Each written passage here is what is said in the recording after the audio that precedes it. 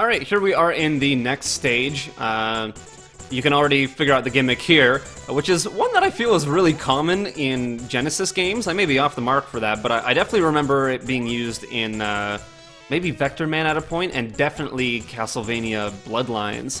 But you know, I like it, so that's cool enough. And with the whole rising, falling, you can guess you don't want to touch that there. It's very much one of those kind of stop-and-go stages. Oh, I probably wanted to dash through that. You can dash at any point through most levels, and depending on how familiar you are with the surroundings, it can be really useful, especially for speedrunning. But I'm going to be playing it safe mostly because, you know, I haven't played this game in like, what, 6, 7, who knows how many years. But this part here isn't all that tricky, and I get a little one-up. I am going to try and bounce. Oh, no, that was a bad idea. You know what, forget the bouncing. I'm just going to take things slow. Speaking of Castlevania, this is a Konami game, and I'm not too familiar with Konami series. I've spent some time with most Castlevania games, and I've liked those in terms of action platformy stuff, and especially the mobile games with the Metroidvania type feel. But other than that, the only series that I've really spent much time with in terms of Konami series are Silent Hill, which I love, or at least love the early games. They haven't really had much in the way of good games in a long time, and now the series is dead anyway. And I've played some of the Metal Gear games, but I am terrible at stealth gameplay, just completely the worst. When I played the Twin Snakes, I actually unlocked very easy mode in the first room of the game, which if you don't know, you unlock by dying too many times in a row. So I couldn't even get to the friggin' elevator. Credits were still rolling, and I had unlocked very easy mode, and it's like, oh, are you sure you don't want to switch to this? You seem really bad at this gameplay. I think it's a patience thing. I just don't have any patience, so stealth games don't do well for me.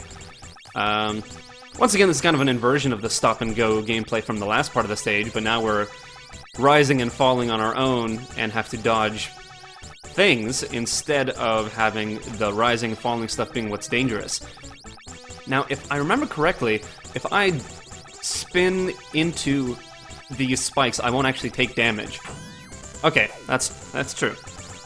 So you can use your jetpack to kind of save yourself from spike damage, because for the period where you don't have control and you're still kind of bouncing around, you are safe, which I believe is necessary for getting through this little area. Boom! And I screwed it up anyway and took damage. Well, can't win them all. But now we're going to be going down to another little mini-boss.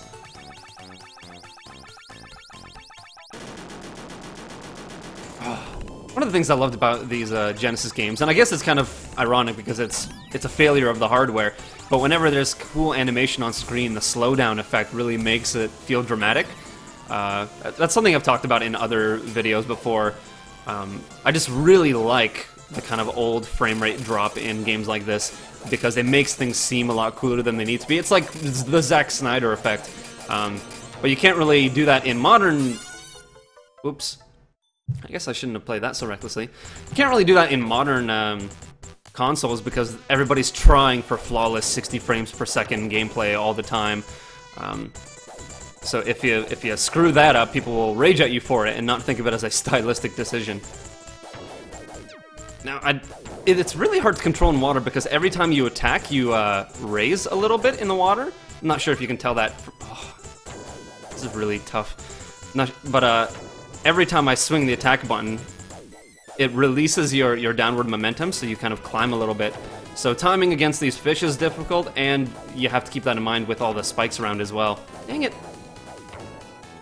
Like I said, there's no real good way to attack below you, so it's really dangerous with all these fish swimming below. But let's make it back to that boss. Maybe I should just meet you there.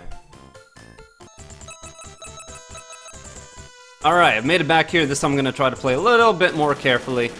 I used to be able to beat this boss without taking any damage. I kind of knew all the safe spots to go, and I'm pretty sure I was able to take out those claws, at least one of them, before he even got an attack off, but I don't remember how to do that anymore, so I'm just going to try and... Ow! Okay, I'm actually doing alright. Oh! Dang it. It's hard to tell what the hitbox is on this. Oh, and I'm doing badly. I probably should not be playing this close to the claw. Oh, that's alright. And now he's got the second form, which... What do I have to do? Attack the eyes? Oh, that's right. No? How does this work? Am I even attacking it?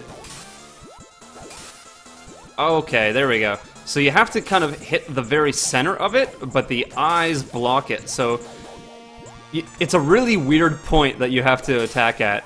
I can't... You kind of just have to get a feel for it. But that's it. That's our mini-boss, and now we can go on to the next part of the level. And here we have another gimmick.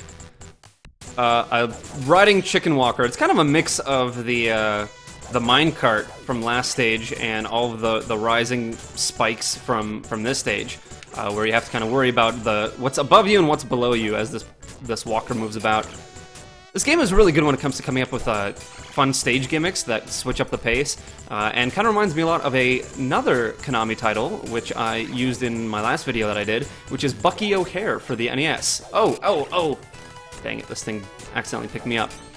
But Bucky O'Hare, another great, fun, kind of mascot-y action platformer game, which in a lot of ways has a lot of elements of this game as well, and is known for being painfully difficult as well, so that's something that it has in common.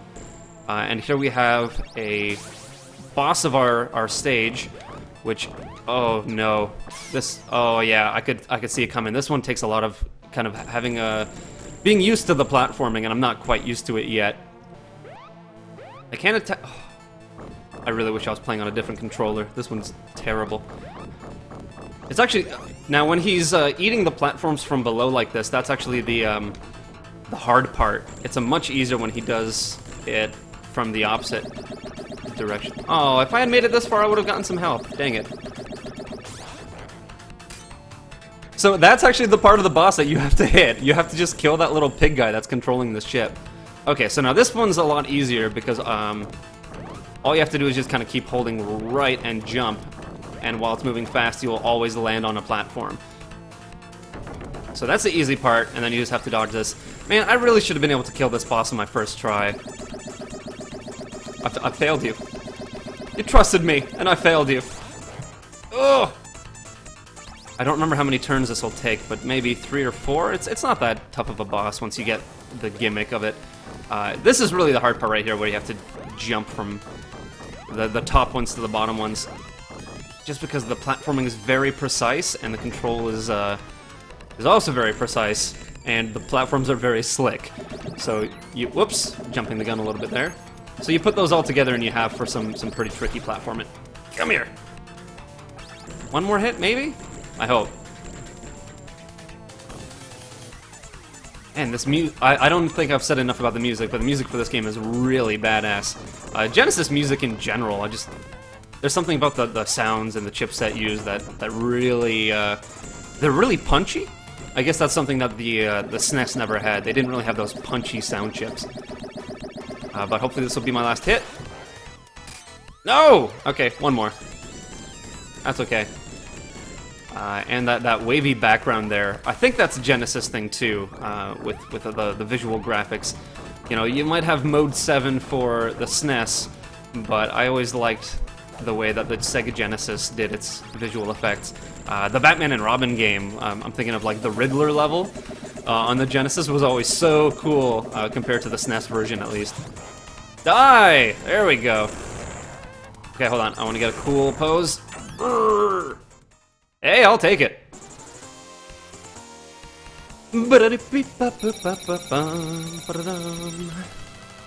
Alright, one more level down, and I don't quite remember what comes after this, but if it's what I think, then we're in for a treat. I'll see you there.